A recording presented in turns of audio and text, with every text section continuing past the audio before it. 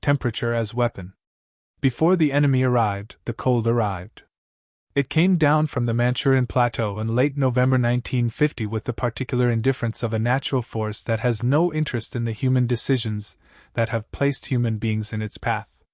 It came in at night first, temperatures dropping to -20, -25, then -35 Fahrenheit in the valleys around the reservoir. It froze the grease in the bolt carriers of M1 rifles so that the bolts would not cycle. It froze the plasma in the medical bags so that it could not be administered to the wounded. It froze the morphine in the syringes. It froze the C-ration solids so that men were eating ice when they needed calories. It froze the diesel in the vehicle fuel lines. It froze blood in open wounds before the wounds could be dressed.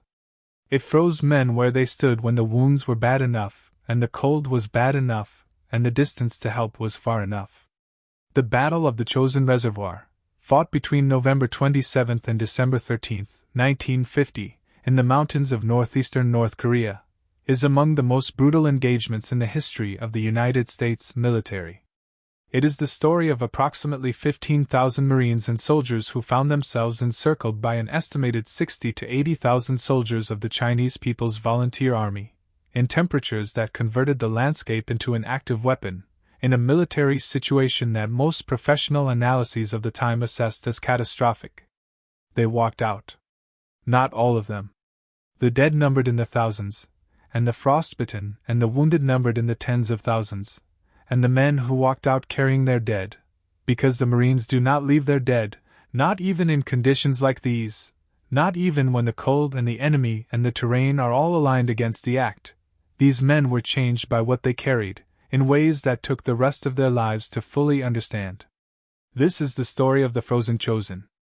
Of the tactics, the cold, the survival. And of the 60-year shadow that a 17-day battle cast over the men who came out of it, and the country that sent them in. Act 1. How 15,000 men ended up surrounded. The road to Chosin begins with a decision made by a man who was never cold. General Douglas MacArthur, Supreme Commander of United Nations forces in Korea, architect of the brilliant Incheon landing that had reversed the tide of the war in September 1950, and a commander whose confidence in his own judgment had, by the autumn of that year, reached a level that his subordinates found alarming and his superiors found difficult to constrain, had decided that the war was nearly over. UN forces had driven the North Korean People's Army to the point of collapse. The border with China, the Yalu River, was within reach. MacArthur wanted his men there by Christmas. His intelligence staff told him that China would not intervene. He chose to believe them, or more precisely, he chose to believe what he already believed, which is a different thing. The Chinese government had communicated, through diplomatic backchannels and through the statements of its own leaders, that it would not permit the destruction of the North Korean state or the presence of American-led forces on its border. MacArthur assessed these communications as bluster. He was wrong in a way that produced consequences measured in human lives. On October 19, 1950, approximately 180,000 soldiers of the Chinese People's Volunteer Army crossed the Yalu River. They crossed at night. They moved by night and sheltered by day, hidden from American air reconnaissance by the discipline of their movement and the cover of the forests. They carried minimal equipment. Some accounts describe Chinese soldiers fighting in sneakers in the Korean winter, because the logistics of moving an army of that size across the Yalu in secret had not allowed for adequate cold weather gear. They were cold too. They were also in positions around the Chosin Reservoir, waiting. The 1st Marine Division and elements of the Army's 7th Infantry Division had advanced up the single road that led into the Chosin Plateau, a road that wound through mountain passes and across ridges, that narrowed in places to barely the width of a vehicle, that offered the advancing UN forces spectacular views of the terrain, and no ability whatsoever to move off the road in case of ambush. Military planners use the word channelized for this condition. The terrain channels the force into a single axis of movement, removing its flexibility and making it predictable. The road to Chosin was channelized to a degree that, in any other theater against any other enemy, might have produced caution. In the autumn of 1950, with Christmas in MacArthur's sights and the war apparently collapsing toward its conclusion, it produced advance. On the night of November 27, 1950, the Chinese struck. They came down from the ridges in the darkness, in waves, blowing bugles and whistles, instruments of command in their tactical system, but also, quite deliberately, instruments of psychological warfare. The sound in the Korean night was unlike anything that veterans of World War II combat had encountered, not the mechanical noise of artillery or aircraft, but the human noise of tens of thousands of soldiers moving and shouting and signaling in the dark, a sound that carried the specific terror of an enemy that could not be precisely located, that was everywhere, and nowhere simultaneously, that seemed to have no edge and no end. The positions around the reservoir, Udamanai on the western side, Hagaruri at the southern tip, Kotori further down the road toward the coast, were hit simultaneously. The design was encirclement, to surround each position, cut the road between them, and destroy the UN forces piecemeal before they could concentrate or be reinforced or supplied. It was a sound tactical plan, executed by experienced soldiers who had been fighting continuously since the Chinese Civil War, and who knew the mountains of the north the way the UN forces did not. By the morning of November 28, the 1st Marine Division and the attached Army units were surrounded. The temperature was 30 below zero and falling. Act 2. The geometry of survival. The mathematics of the Chosin encirclement, stated plainly, were not survivable. 15,000 against 60,000, in terrain that prevented maneuver, in cold that degraded every system, human and mechanical, that survival depended on. The professional assessment, shared privately among officers at multiple levels of command, was that the force at Chosin was lost. Major General Oliver Prince Smith did not accept the professional assessment. Smith, commanding general of the 1st Marine Division, a quiet, methodical Californian whose understated manner concealed the tactical intelligence of the First Order, had been suspicious of the advance from the beginning. Unlike MacArthur, he had read the terrain. Unlike MacArthur, he had considered the possibility that the Chinese communications were not bluster. He had advanced more slowly than his orders strictly required, stockpiling supplies at Hagaruri and insisting on the construction of an airstrip at that position over the objections of officers who saw it as a waste of time and resources. The airstrip saved lives. The supplies at Hagaruri provided the margin that made the breakout possible.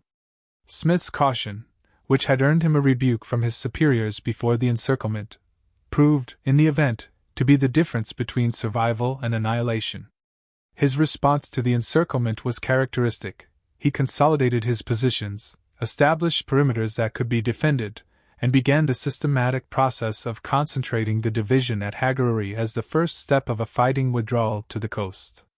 When a reporter asked him about the retreat, he produced the line that would define the battle's place in Marine Corps legend: "Retreat, hell. We're not retreating.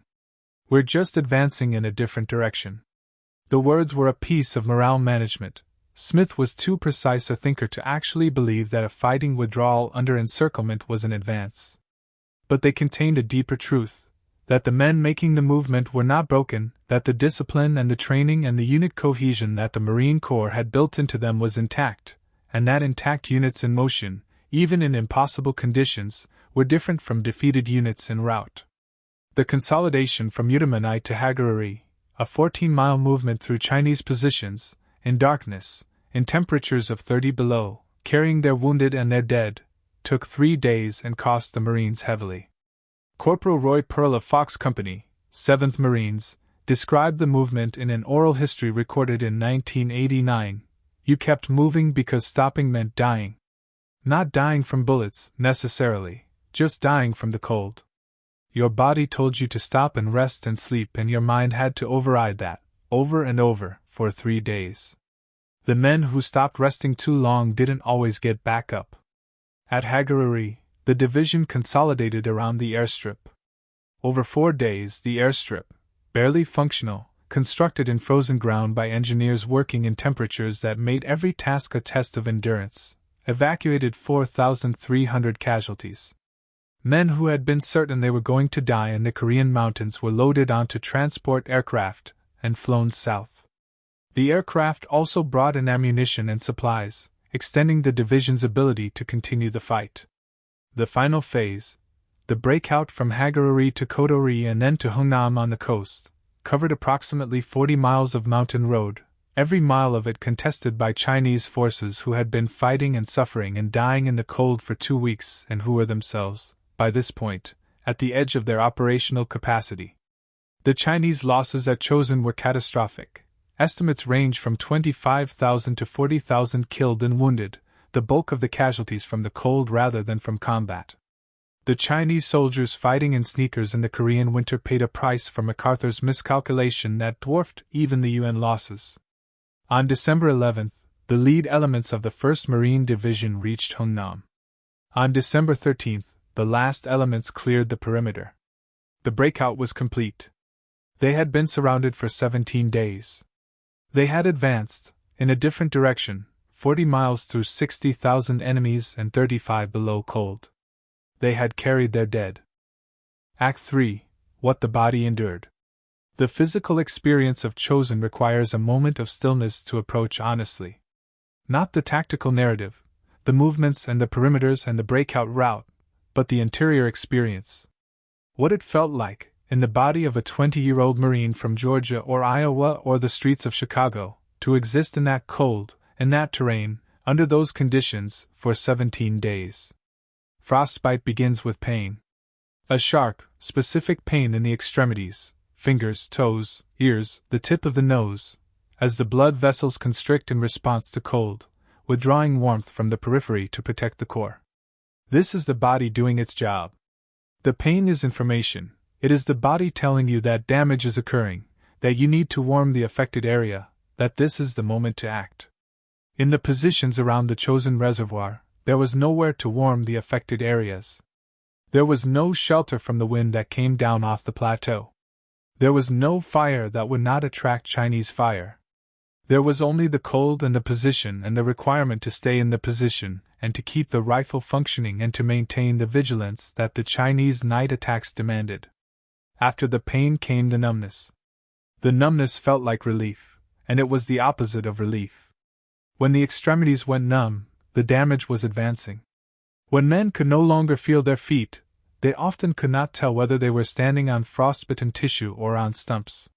Some did not know the full extent of their injuries until they reached aid stations at Hagaruri and removed their boots, a process that, in severe cases, removed tissue with the boot. The medical system at Chosin was operating at the absolute boundary of what was possible. Corpsmen and medics worked in temperatures that froze their own instruments, that required them to warm morphine syringes under their clothing before use, that made every procedure, the insertion of an IV line, the application of a pressure dressing, the splinting of a fracture, a test of manual dexterity in conditions specifically designed to destroy it. They performed these procedures anyway, because the alternative was watching men die from treatable injuries. Private First Class William Baugh of the Army's 31st Infantry Regiment, part of the force that was hit on the eastern shore of the reservoir, in positions that were less consolidated and less supplied than the Marine positions on the western side, described the moment he understood the scale of what was happening. I looked down at my hands and I couldn't tell which fingers were mine anymore. They were black. The sergeant told me I'd be okay. He was trying to help. But I looked at his face when he said it, and I knew he didn't know if I'd be okay. Nobody knew anything for certain out there. The only certain thing was the cold. The Eastern Shore positions, Task Force Faith, named for its commanding officer Lieutenant Colonel Don Faith, who was killed in the fighting, suffered the highest proportional casualties of the entire Chosin engagement. Of approximately 3,200 soldiers on the Eastern Shore, fewer than 1,000 reached the Marine lines at Hagaruri. The remainder were killed, captured, or died of wounds and cold. Task Force Faith's sacrifice, less celebrated than the Marine breakout, less embedded in the institutional mythology of any single service, was no less real and no less costly. Act 4. The men above, air support and the bridge at Treadway. The men on the ground at Chosin were not alone. Above them, flying in conditions that pushed the limits of both aircraft and aviator, the pilots of Marine Air Group 12 and Navy carrier-based squadrons provided the close air support that, in the judgment of most military historians, was the margin that made the breakout possible. flying in temperatures that iced aircraft systems and that reduced visibility to near zero. Marine corsairs and Navy skyraiders flew repeated sorties against Chinese positions, often at altitudes of 50 feet or less, in mountain terrain that offered minimal margin for error. Guided by ground controllers whose ability to communicate target positions through frozen radio equipment under fire represented its own form of heroism. The pilots knew the margins. They flew inside them anyway, because the men on the ground needed them inside those margins. Marine Captain William Thayer flew 31 sorties during the Chosin engagement, an average of nearly 2 per day, each one a low-level attack run in conditions that experienced pilots described as the most demanding of their careers. In an interview given decades later, he described the specific calculus of the close air support mission: you're flying low enough to see faces. Low enough that a man with a rifle can hit you, and they do hit you. The question you're asking every time is, how close can I get to the Marines' position without putting ordnance on the Marines? And the answer changes every pass because the Marines are moving and the Chinese are moving and everyone is in the smoke and the cold. You do the math as fast as you can and you commit. The bridge at Funchalen Pass presented the most acute engineering and logistical challenge of the breakout. The road from Kodori to Hungnam passed over a concrete bridge spanning a gorge at Funchalen Pass. The Chinese had destroyed the bridge. Without it, the vehicles carrying the wounded and the equipment and the dead could not descend to the coast. The breakout, for which 15,000 men had fought and suffered and died for 17 days, would end at a gap in a road in a mountain pass. The solution: airdropping sections of a military treadway bridge from C-119 transport aircraft into a drop zone barely adequate for the purpose, in wind and cold and at altitude, was one of the most audacious logistics operations of the Korean War. 8 bridge sections were dropped. All but one landed usably. Engineers from the 1st Marine Division, working through the night, assembled the sections under fire and installed them across the gap. The column crossed. The bridge held. The specificity of that detail: 8 bridge sections dropped from aircraft, 7 recovered, 1 bridge assembled in the Korean night by engineers who had been awake and cold and fighting for 2 weeks, contains within it the whole logic of the Chosin breakout. The margin was always thin, and the margin held, because the people responsible for it refused to allow it to fail. Act 5, The 60-Year Shadow. The men who came out of Chosin came out changed in ways that took most of their lives to fully understand, and that their country took even longer to acknowledge. The specific psychological signature of Chosin, as distinct from the general signature of Korean War service, was the cold.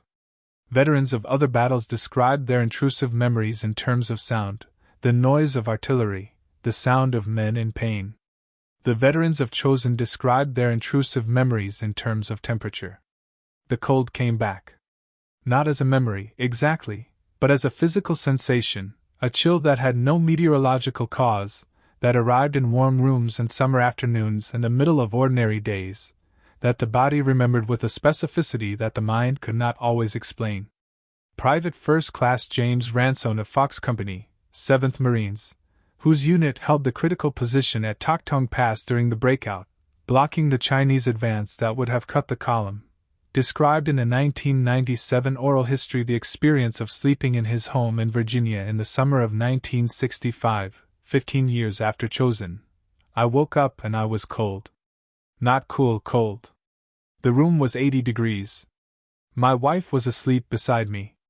I was shaking. I knew I wasn't in Korea. I knew it completely. And I was still cold. It took about an hour to stop. This is the phenomenology of combat trauma as experienced at Chosin, not only the intrusive memories of the fighting, but the intrusive sensation of the cold, the body's most fundamental experience of those 17 days, embedded in the nervous system with a persistence that decades of civilian life could not erase. The veterans called it the Chosin cold. They knew what it was. They did not have clinical language for it. The clinical language, PTSD, did not arrive until 1980, 30 years after the battle, by which point most of the men of Chosin had been managing the condition, with varying degrees of success, using the tools available to men of their generation: work, silence, alcohol in some cases, the company of other men who had been there. The company of other men who had been there was, for many veterans, the most effective therapy available. Long before the word therapy was one these men would have applied to it. The Chosen Few, the veterans' organization formed by survivors of the battle, became both a community and a repository of testimony, a place where the specific, shared experience could be spoken without translation, where the cold that came back in warm rooms required no explanation, where the particular weight of Fox Company or Task Force Faith or the bridge at Funchland Pass was common knowledge rather than private burden. The Chosen Few held reunions. They kept records. They advocated, persistently and not always successfully, for the recognition of their service and for the correction of records that the fog of the breakout had scrambled, men missing from rosters, decorations recommended but never processed, wounds documented in field notes that never made it into the official record. The organizational work was mundane and essential and was performed by men who had spent their professional lives in other occupations while carrying Chosin in the interior archive that never closed. The 75th anniversary of the battle, falling in November and December 2025, arrives at a moment when the surviving population of Chosin veterans has shrunk to a handful of men in their 90s. The reunions of the Chosen Few have grown quieter with each passing year, the chairs emptier, the roll call shorter. The men who can still stand and say present when Chosin is named are the last living witnesses to one of the most extraordinary military engagements in American history. What they carry, the cold that comes back, the names of the men who didn't walk out, the specific knowledge of what it meant to be surrounded and to choose, in that condition, not to stop, is a form of historical testimony that cannot be recovered from documents once the men themselves are gone. The 75th anniversary is not a commemoration of something safely in the past. It is a deadline. Act 6, Legacy, What Chosin Built. The Battle of the Chosin Reservoir entered Marine Corps institutional memory with a speed and completeness that was unusual even for an institution with a highly developed mythology of its own hard moments. Iwo Jima. Belleauwood. The Frozen Chosin. These names function in marine culture as load-bearing elements of identity, not simply historical references but active arguments about what the Corps is and what it produces. The argument Chosin makes is specific, that trained, cohesive, disciplined units can survive conditions that the arithmetic says should destroy them, and that the margin of survival is not equipment or numbers but the quality of leadership at every level and the depth of the bonds between the men in the unit. Oliver Smith's deliberate advance, his insistence on the Hagarari airstrip, his steady refusal to accept the professional consensus that the division was lost, these were not the actions of a man operating on instinct. They were the actions of a man whose training and character and relationship with his subordinates had built the specific kind of command culture that could function in crisis. The tactical lessons of Chosin, about the vulnerability of channelized advance, about the importance of logistics margins in extreme weather operations, about the integration of close air support with ground maneuver in contested terrain, were absorbed into military doctrine and taught at staff colleges for generations. The human lessons were harder to institutionalize. You cannot teach men to endure 35 below zero in a classroom. You can teach them the history of men who did, and hope that the knowledge of what human beings are capable of becomes, in the extremity, a resource. For the Marines who came after, Chosin was both inspiration and standard. The men who came out of it had established a point on the scale of what was survivable. That point was very far from the origin. Knowing it existed, knowing that men had been in those mountains in that cold against those odds and had walked out, gave subsequent generations a reference point for the assessment of their own situations. However bad it was, it had been worse at Chosin. The men at Chosin had kept moving. For the families of the men who did not come out, the 4,385 Marines and soldiers killed at Chosin, the men whose frozen bodies were carried out by their comrades or whose remains were recovered decades later or whose final resting place is still the Korean earth, the legacy is different in kind. Not inspiration but grief, and the specific grief of loss in a war that the country filed away as quickly as it could. The Gold Star families of the Frozen Chosin waited for the recognition that came, in part, with the Korean War Veterans Memorial in 1995, and that comes still, in the 75th anniversary ceremonies, in the oral histories being recorded in the diminishing window of time that the survivors remain, in the form of a nation finally learning to hold what it long preferred to set down. Epilogue: The Cold That Stays. There is a photograph taken at the Korean War Veterans Memorial in Washington, D.C. A man in his late 80s, wearing a Chosin cap, stands before the 19 stainless steel statues. He is looking at one of them, a particular one, in a particular posture. His expression is not readable from the photograph. It is the expression of a man in a private conversation. The statues are cast in the posture of men on patrol in the cold. The sculptors studied the photographs. They got the posture right, the hunch of the shoulders against the wind, the slightly forward lean that men adopt when the cold is coming from in front of them, the weight distribution of people who are very tired and walking anyway. The man in the Chosin cap has been walking anyway for 75 years.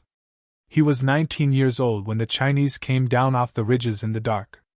He is 94 years old standing before the statues. Between those two ages is a life, a career, a family, a country, the ordinary extraordinary accumulation of a human existence, but also, always, the 17 days at the reservoir. The cold that comes back in warm rooms. The names that do not fade. The faces of the men who did not walk out. The battle has been over for 75 years. For the men who were there, it has never been entirely over. It lives in the body and in the memory and in the 3 a.m. moments that belong, still, to the Korean mountains rather than to the bedroom in Virginia or Ohio or Georgia where the old man is lying awake. The cold stays. The names stay. The knowledge of what they did, and what it cost stays. What should not stay is the silence. What should not be allowed to persist is the forgetting, the national habit, convenient and comfortable and unjust, of treating the Korean War as a gap between the narrative of World War II and the trauma of Vietnam, as if the men who filled that gap were not also men, also soldiers, also owed the honest accounting of what their service was. The Chosin Reservoir is frozen in the winter. It is frozen every winter. It was frozen in November 1950 when 15,000 men were surrounded there, and it is frozen now, a stretch of cold water in the mountains of a country still technically at war with the country next door. The men who were there are nearly gone. The cold that was there is still there. Remember them before both are only history.